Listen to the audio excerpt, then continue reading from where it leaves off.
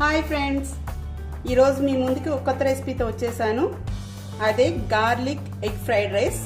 But డిఫరెంట్గా అండి. ఈసారి స్క్రాంబుల్డ్ ఎగ్తో కాకుండా బాయిల్డ్ ఎగ్తో చేసి చూపిస్తున్నాను. చాలా బాగా కుదిరిందండి.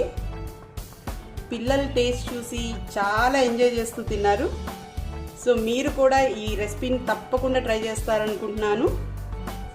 ఈ రెసిపీ ఎలా చేయాలో అనేది మనం వీడియోలో చూద్దాం. So let's get into the video. Hi friends, ఈరోజు మనం స్పెషల్ రెసిపీ బాయిల్డ్ ఎగ్తో గార్లిక్ ఫ్రైడ్ రైస్ చేయబోతున్నామండి. జనరల్గా మనం స్క్రాంబుల్డ్ ఎగ్స్ అట్లా వేస్తాము. యాక్చువల్గా ఏమైందంటే ఈరోజు నేను బాయిల్డ్ ఎగ్స్తో కర్రీ చేద్దామని రెడీ చేసుకున్నాను. బట్ మా పిల్లలిద్దరికీ గోల్డ్ మెడల్ వచ్చిన సందర్భంగా మాకేం ట్రీట్ లేదా అని అడిగారు. స్కూల్లో కాంపిటీషన్స్లో వాళ్ళిద్దరికి మెడల్స్ వచ్చినాయి. సో వెరైటీగా చేద్దాం, రెగ్యులర్గా చేసేది కాకుండా అని చెప్పి నేను డిఫరెంట్గా అప్పటికప్పుడు మార్చి చేస్తున్నాను అండి. దానికోసం కావాల్సిన ఇంగ్రీడియంట్స్ అన్ని రెడీ చేసి పెట్టేశాను. నేను ఎగ్స్ బాయిల్ చేశాను కదా, వాటిని లోపల ఎల్లో తీసేసి ఎగ్ వైట్స్ వరకు ఇట్లా చేసి పెట్టుకున్నాను అండి, కట్ చేసి పెట్టుకున్నాను. అలాగే ఆనియన్స్, క్యాప్సికమ్, ఆయిల్, కొద్దిగా కొత్తిమీర. యాక్చువల్గా అయితే స్ప్రింగ్ ఆనియన్స్ వాడుకుంటే బాగుంటుంది. అది అవైలబుల్గా లేదు ప్రస్తుతానికి, అందుకని నేను కొత్తిమీరతో కాంపెన్సేట్ చేస్తున్నాను దాన్ని. కొంచెం గ్రీన్ చిల్లీస్, గార్లిక్ మిన్స్ అండి, ఇట్లా సన్నగా మిన్స్ చేసి కైమాలాగా చూసారు కదా ఎంత సన్నగా చేశానో అట్లా చేసి పెట్టుకోండి. సాల్ట్, కొద్దిగా కారం, గరం మసాలా. తర్వాత రైస్ నేను సాల్ట్ వేసి బాయిల్ చేసి పెట్టుకున్నానండి. లైట్గానే వేసాను, మళ్ళీ అన్నంకి పట్టి మనకి చేసుకునేటప్పుడు ఇబ్బంది లేకుండా ఎక్కువ తక్కువ అవ్వకుండా ఉంటుందని లైట్గా వేసి చేసుకున్నాను. సో ఈ ప్రిపరేషన్ స్టార్ట్ చేసేద్దాం. మనం ముందుగా మనం స్టవ్ వెలిగించేసుకుని వేడయ్యాక కాస్త ఆయిల్ వేసుకున్నామండి. కొద్దిగా సరిపోతుంది, ఎక్కువ పట్టదు. మన స్క్రాంబుల్డ్ ఎగ్ అయితే అదే చాలా ఎక్కువ పడుతుందండి. ఓకే అండి, మనకు ఆయిల్ వేడైపోయినాక ఫస్ట్ మనం ఎగ్ పీసెస్ వేసి ఫ్రై చేసుకుని పక్కన పెట్టుకుందామండి. ఇదిగోండి, మరీ ఎక్కువ ఇలా ఫ్రై చేయక్కర్లేదు, లైట్గా మనకి తెలుస్తుంటుంది పైన క్రిస్పీగా ఫామ్ అవుతుంది అన్నప్పుడు తీసేసుకోవాలండి. పీసెస్ అన్ని ఒక బౌల్లో తీసి పక్కన పెట్టేసుకున్నాం. చూడండి, మనం ఎగ్ పీసెస్ అన్ని పక్కన పెట్టేసుకున్నాము. తర్వాత అదే ఆయిల్లో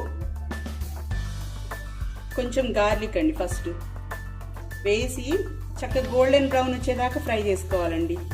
లేకపోతే మనకి ఫ్లేవర్ అంత బాగా పట్టదు రైస్ చేసుకున్నప్పుడు. ఇవన్నీ చూసారు కదా, చక్కగా లైట్ గోల్డిష్ కలర్లోకి వచ్చేస్తున్నాయి.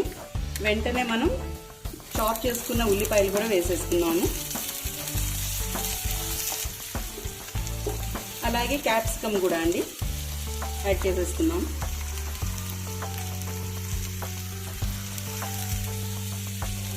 రెండు పచ్చిమిర్చి కూడా వేసుకున్నామండి.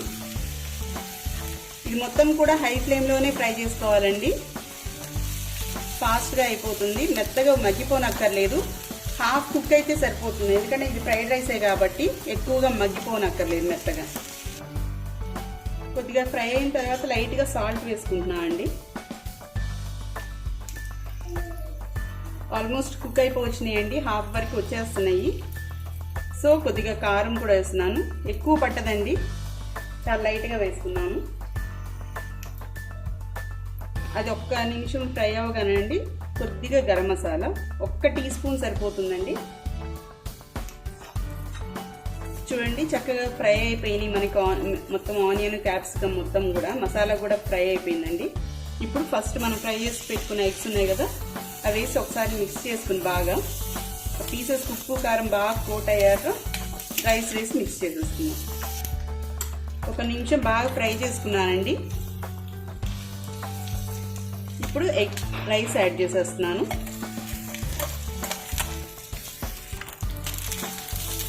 ఇదిగోండి, నేను 4 eggs తీసుకున్నా అండి 1 కప్ రైస్ కోసమని.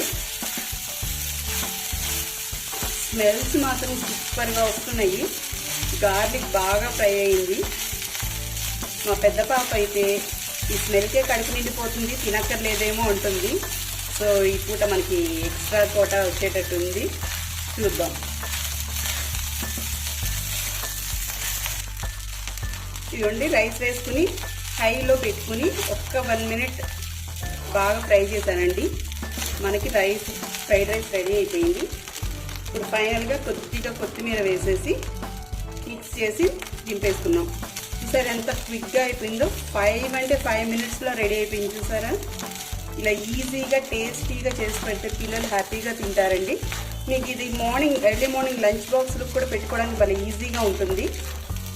ఫస్ట్ టైం ట్రై చేశాను, టేస్ట్ ఎలా ఉందో చూసి మీకు కూడా చెప్పేస్తాను.